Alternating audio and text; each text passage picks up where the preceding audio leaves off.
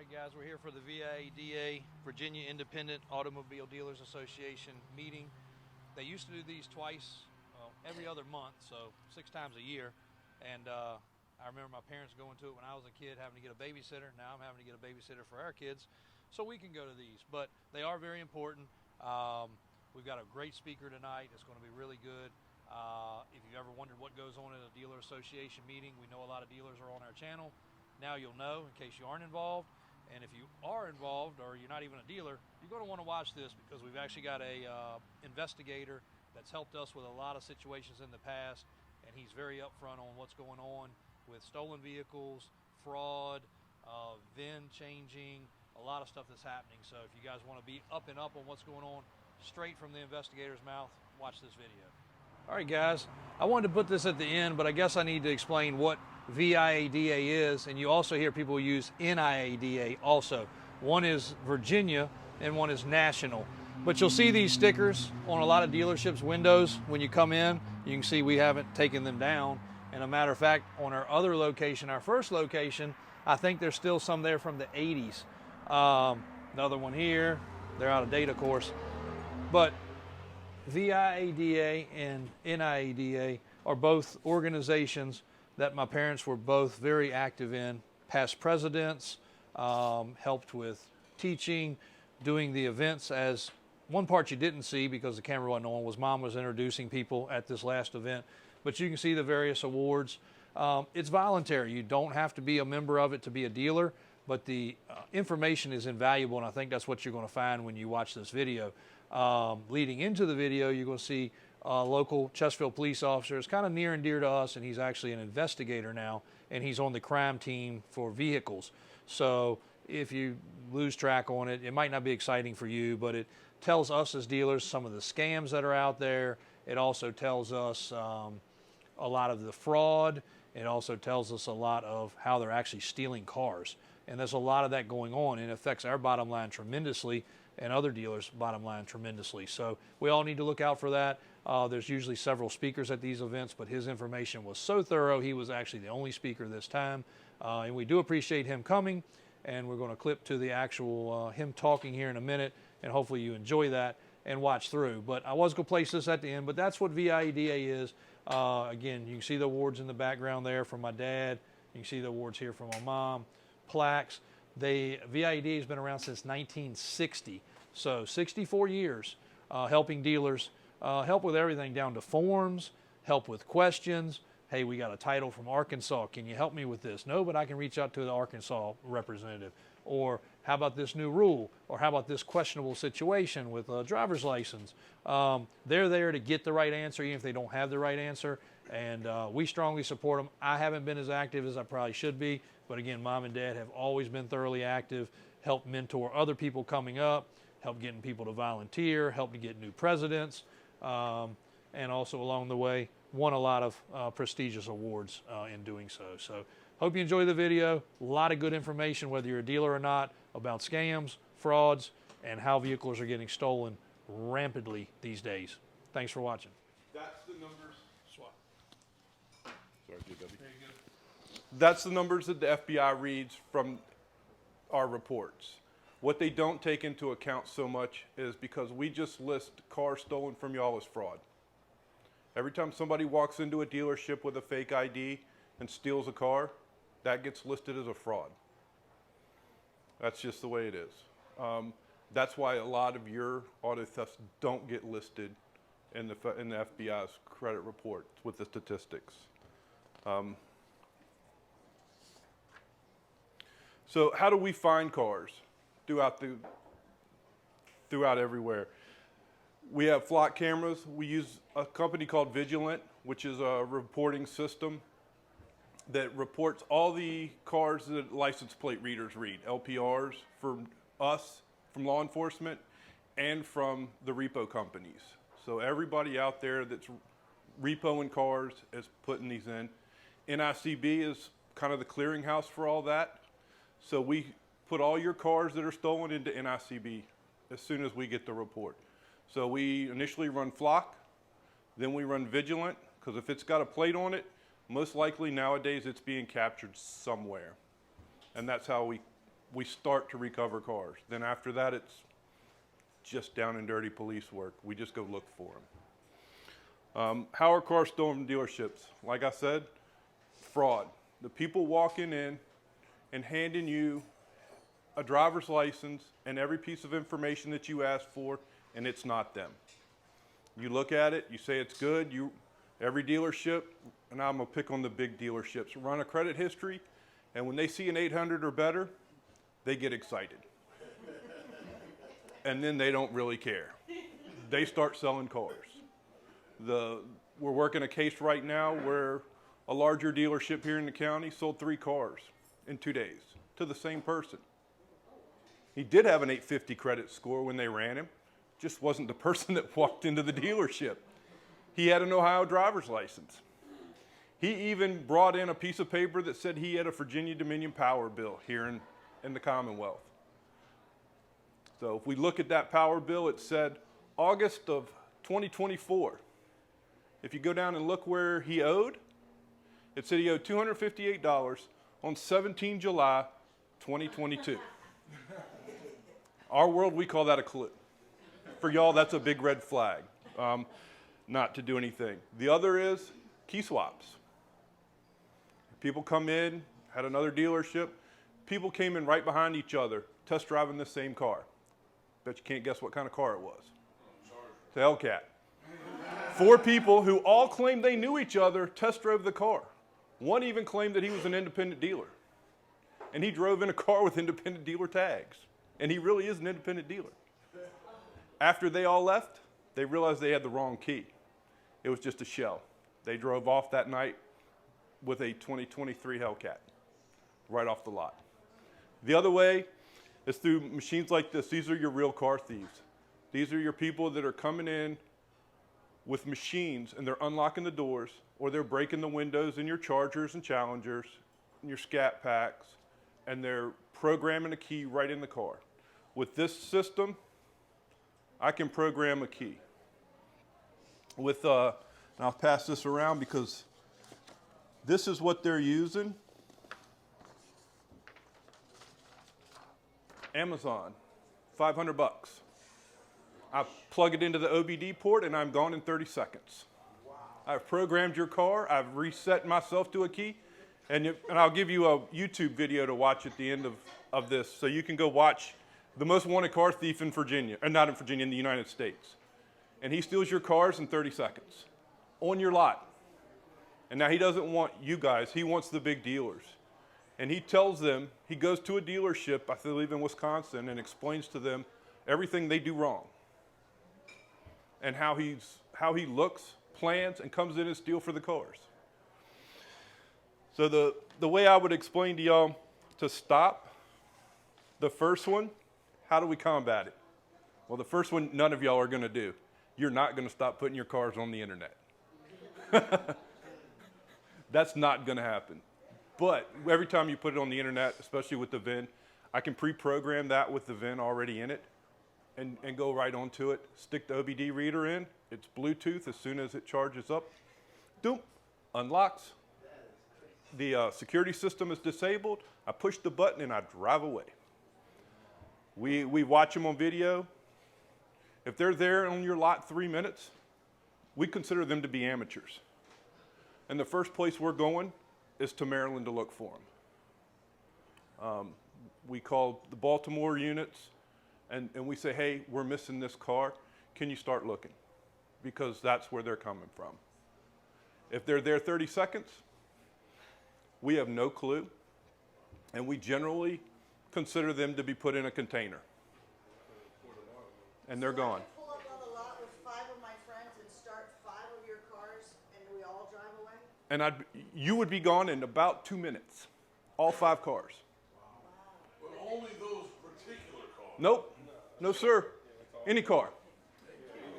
Now, I wasn't even going to talk about Kias and Hyundais because that's all done by juveniles.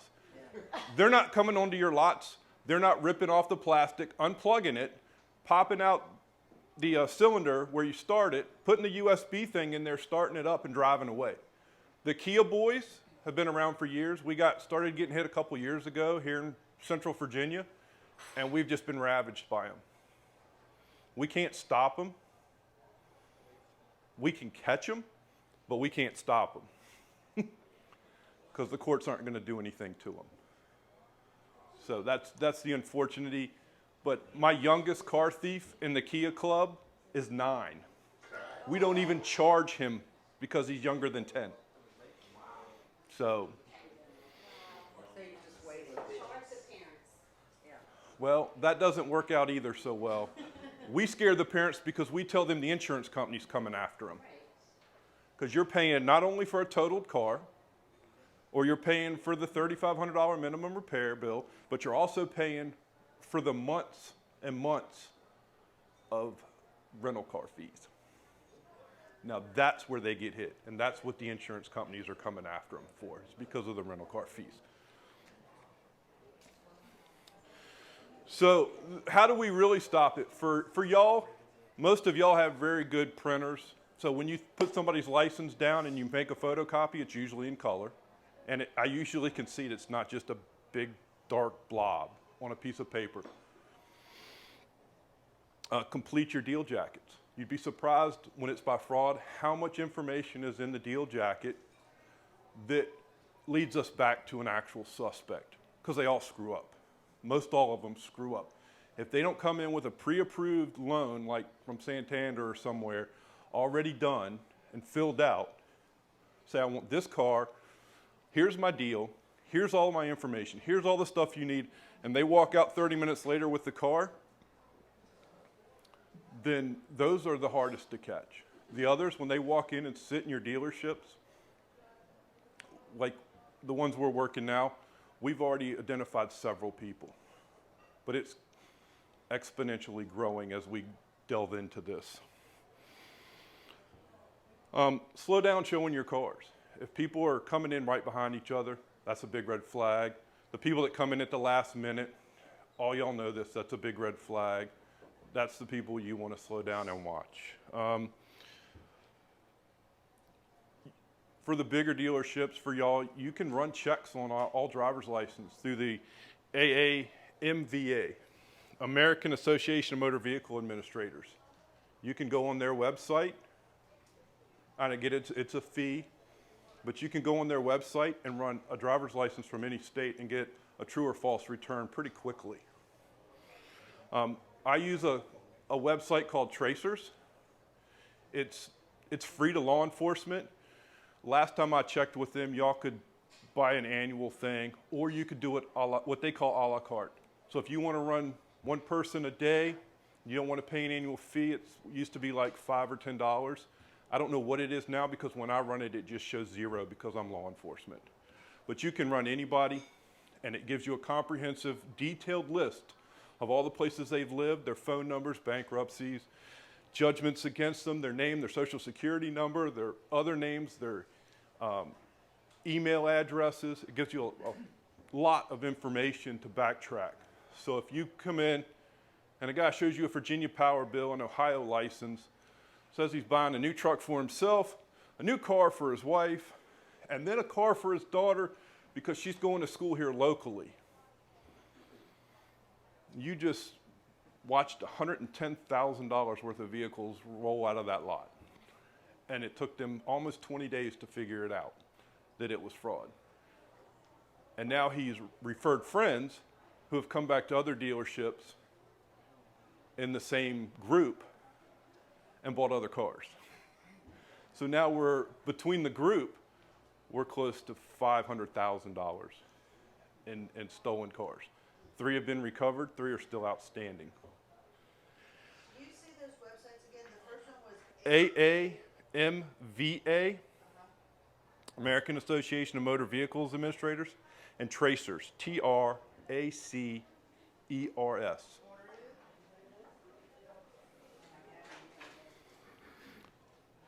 Now, for those of you that have camera surveillances, is it hardwired or is it internet?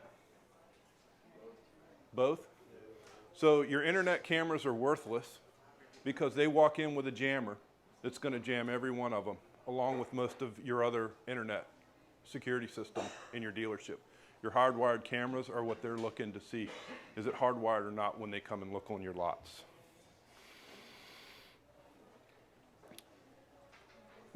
So what do you do when you realize you've lost a car off your inventory?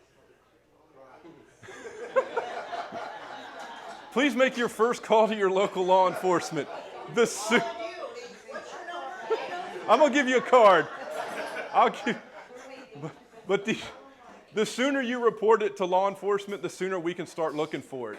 Because for y'all with losing cars off of lots, we have a very small window of time to get that car before they either have ripped out the GPS system or put it in a container and already started reventing it. If you'll make copies of the deal jacket, for me, I'm coming around to the dealerships eventually and asking for that deal jacket. Thanks to my wife who was in the business, she was very patient with teaching me how to read deal jackets. So there's a lot of information in those deal jackets. Just make sure you fill them out completely. The more information you get in the deal jacket, the more information I have to try to find these people. And the last thing is, for those that are hardwired in, check your video surveillance and try to figure it out and save it. Our biggest headache is a lot of places, their video's gone in 30 days or less. So make sure you save that for us so we can put that out to all the other agencies surrounding us. So some of our biggest problems are the thieves themselves, the high-end thieves, the pros, the ones that are using the Altels, the kids that are stealing them. They're not so apt to come to lots because they start off doing larceny from autos, and when they get in a car, especially a push button, the first thing they do is push it because people leave the keys in the car. The dealerships, the larger dealerships, they hurt themselves the most because of the way they place their cars. Their inventory is spread out. They put the nicest cars up front. So they're the farthest away from the cameras, and they're the easiest to get in and steal.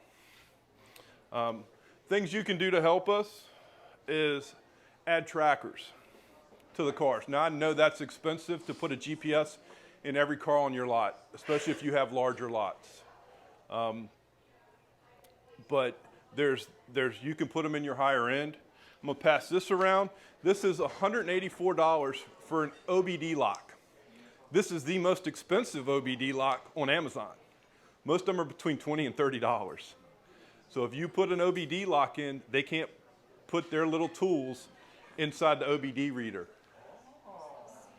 So that will deter them pretty quickly to not do it. And the last thing is, I ask that you don't leave the keys in the car. And again, that was morally directed towards my larger dealers because they like to just leave all the keys in the car. Have you What? seen in Chesterfield where they've broken into the dealership and taken all the keys?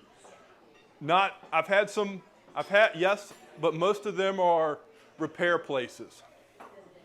So like Haley, I'll use Haley as an example. Some of their dealerships actually have a key lock where you have to punch in a code, it takes your picture, you pull the key.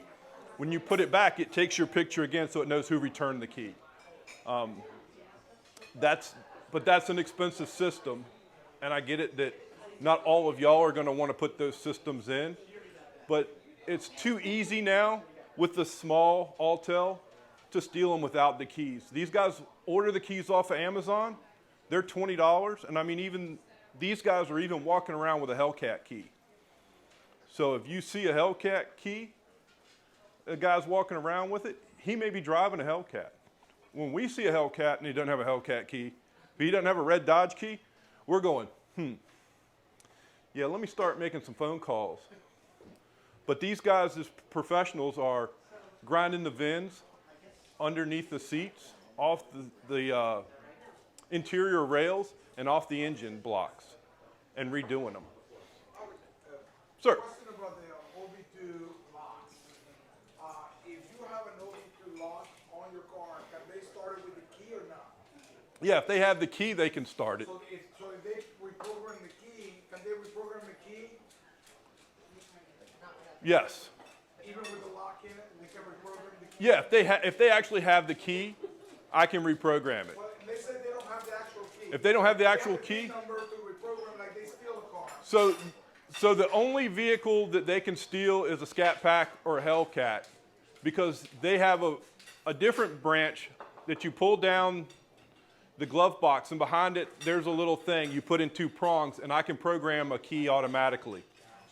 So how we catch those is when I put it into the OBD reader and I check how many keys were made, I know if there's 4 or 5 keys, it's been stolen several times. So why don't somebody do legislation where you can only buy those if you're a certified shop or a dealership? Good question. We don't know. And it could very well be that it's just too fast. It takes a long time for legislation. I mean, we've talked to people who were in Governor Youngkin's camp and said, hey, can you make a thing for juveniles? A database for juveniles who are arrested for felonies.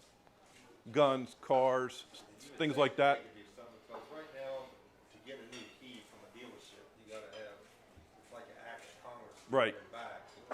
You can't buy pre-owned unless you have a license and you're a certified place. You would think that they. But I don't have to be, but like you said, I don't have to be a keysmith or a dealer to buy one of these. This whole setup with a key maker and everything for almost every car that ever made was $800 and some. I ordered it off Amazon.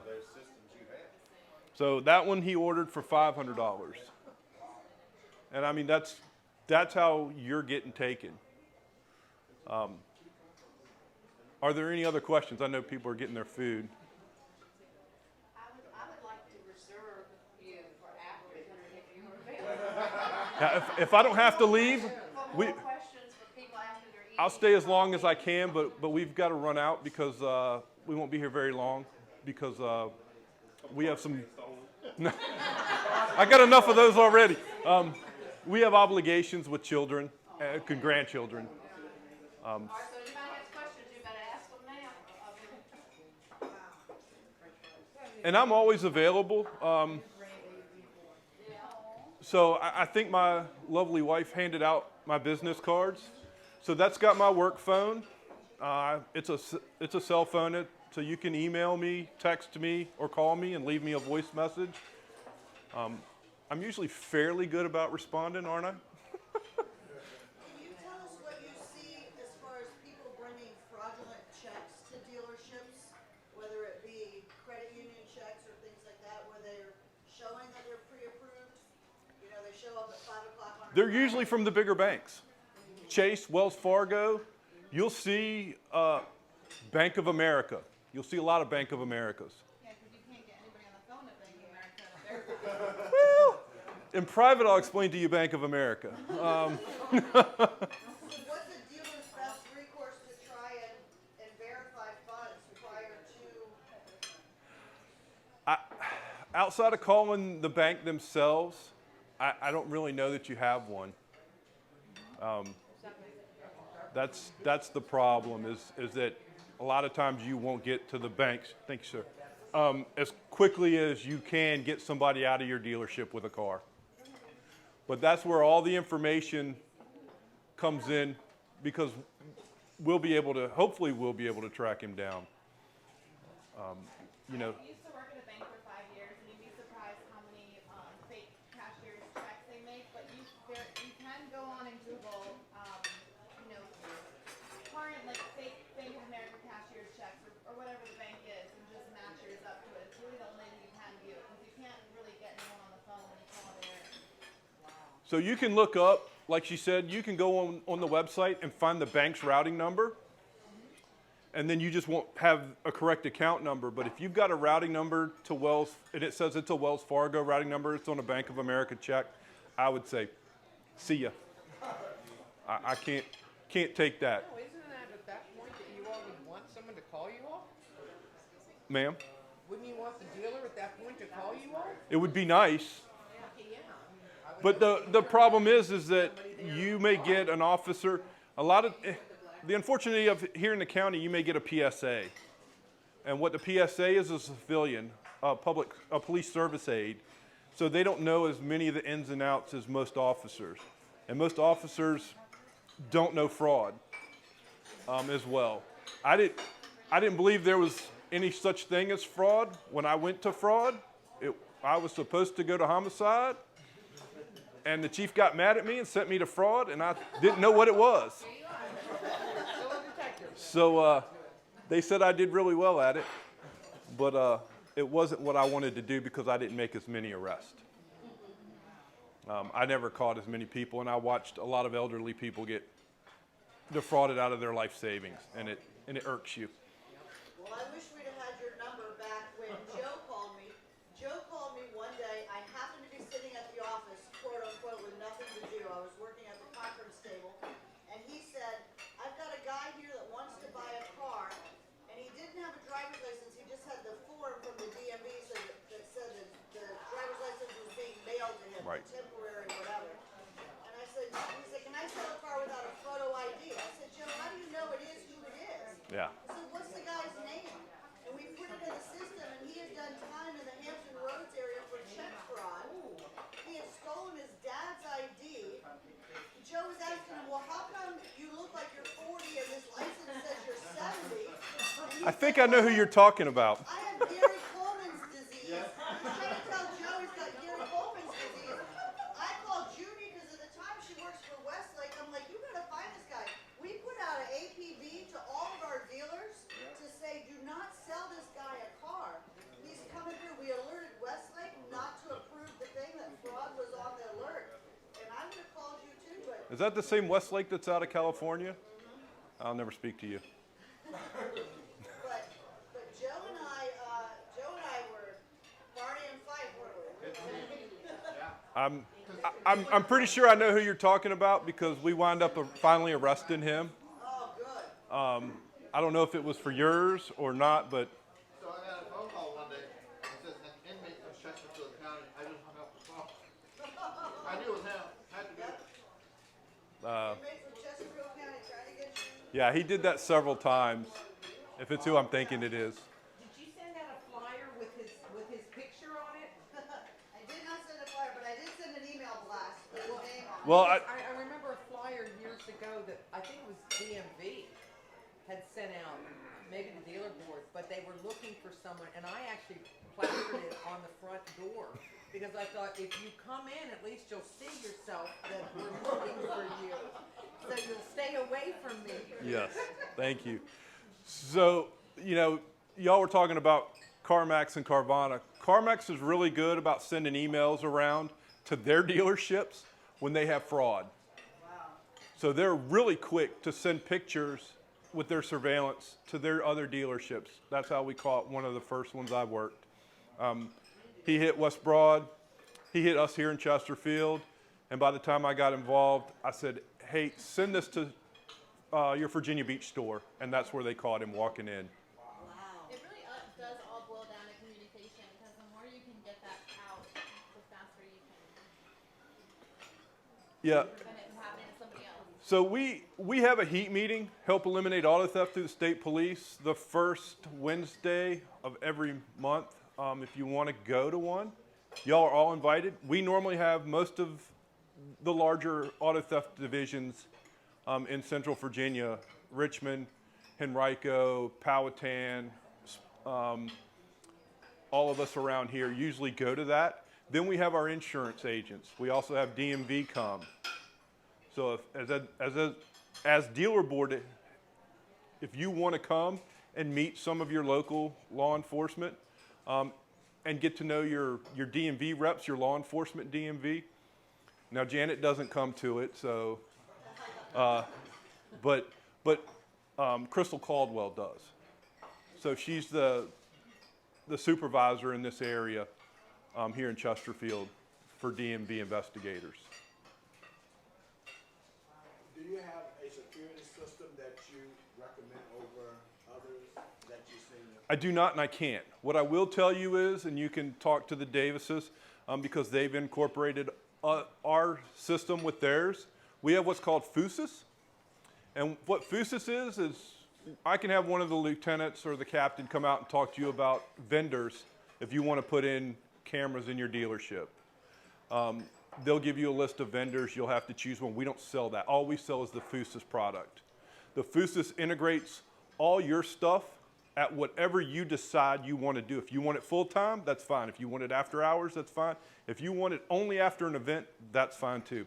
But it all goes to our real-time crime center, where pretty soon there'll be somebody in there, a civilian and a law enforcement officer, 24 hours a day, 7 days a week, just like we're out on the road. And with that, we can go into your camera system at your discretion, and we can see what's going on. Now, I believe JW bought a flock camera as well. We have 2 portable flock cameras. So real quickly, I didn't explain flock very well. Flock is a nationwide camera system that reads license plates and looks for all kinds of things: stolen cars, gang members, wanted people, unlicensed drivers, taxes. It can catch anything and everything. 18,437 flock cameras nationwide. 18,437 nationwide. Just in Chesterfield County, you have 82. Wow. And we're still adding them. Wow. We have 2 portables, because the county bought one and I bought one with my money last year. So we have 2 portable flock systems that we can put up anywhere at any time. It's self-sustaining. It doesn't need a power source. It comes with one. And we set it up and leave it up for the duration. We also have trail cameras, just regular stuff like hunters use, that we put out. Mine is sitting at Carvana. No, mine is sitting behind Chester, downtown Chester right now, for a little car thief that lives over there. I just took it down from Carvana, and I'm trying to get another one from another officer to put back up at Carvana. So Carvana, a couple months ago, had somebody cut their fence from 95, walk in and try to steal a Corvette, a Camaro, a Hellcat, and a Mercedes. The Mercedes didn't start, so they took a Mustang instead. They tried to drive it out the back gate, down the dirt road along the power lines, and they would have been on the hard pack had it not been muddy, and they wrecked. We would have lost all those cars and had no idea where they went, because they went out the back. They hit a back road. That's not a high crime area, so there's not a flock camera there. So, and because you don't have license plates on your cars when they're stolen off your lot, they're very hard for us to track. So I have to manually go through, look for a specific car, specific color, and do it all over day by day. It's very time consuming. And what about like just manual like preventatives, like the club that's coming back and things like that? So we bought, every Hyundai and Kia get a club. Like I said, the GPS are the quickest. In fact, when we just bought 4 trackers or 5 trackers, and we bought another 30 clubs. We bought 300 last year and gave them all away. But do you find it helps? It does help. It's a quick deterrent because they can't steal it. If they've stolen your car and you haven't fixed it yet, then we ask you to put something in there, because they're going to come back and steal it again. It's already ready to go. They rip the plastic off, they stick their USB thing in there, start it up, and drive away. Yeah, I returned one to a guy from Henrico. He was very upset because I told him his key now only costs 39 cents instead of $800. He didn't find that amusing. But I did let him drive his car home. So, and he did get it back within like 2 hours. Of course, they had painted stuff on the side of his car and done $4,000 worth of damage to it, not including the new paint job. So there's Kias. Everybody now probably knows that Kia and Hyundai have a $1 billion lawsuit against them, class action. If it was a Honda, they probably didn't damage the paint. They probably came that way. I don't think Hyundais come with phallic symbols on the side of the car. Anything else? So aside from the theft side and back to the fraud, how often do you see people with like fake pay stubs coming in? What advice do you have for to detect that? Run them. Like, How do you run a pay stub? you can call VEC, Virginia Employment Commission. Okay. They've got a number. That's how we find out where people Is work. it Monday through Friday? Probably, yes, ma'am. So they come in like at 5 or On the weekend, you're probably out of luck. But even if they come in with a fake pay stub, there'll be little idiosyncrasies. Like I said, something will be wrong on it. If you start questioning them about more information, you know, I got your driver's license number, but let me get your SOCH. If they come in and do a test drive, you take a photo of their driver's license and run that, you'll know. You know, if he's from Ohio and says he lives here, but he's been living here for some time, why does he still have an Ohio driver's license? How is his daughter then going to school locally and they would be out of state, so they wanted to have a local car? That's why they purchased the Altima. So, but if you do just call the VEC, is that like a place that's easy to call and get somebody? It's not too hard. And they may direct you to a website. That's what we go through is their website, because it's an automatic return for us. It's like running DMV for us. I don't know what it would be like on your side. So I would call them and set that up ahead of time. The tracers will not tell you where they work, but it'll give you a lot of information. But like I said, you're going to have to pay for that. And I haven't talked to them in years. I've had it for years. So I haven't talked to a sales representative for a few years. And when it shows up, I know there's a charge because it says run a report or run a premium report, but the dollar amount for me just shows zeros. Yeah, because you're already. So you can do it a la carte. All right? Thank you. Thank y'all.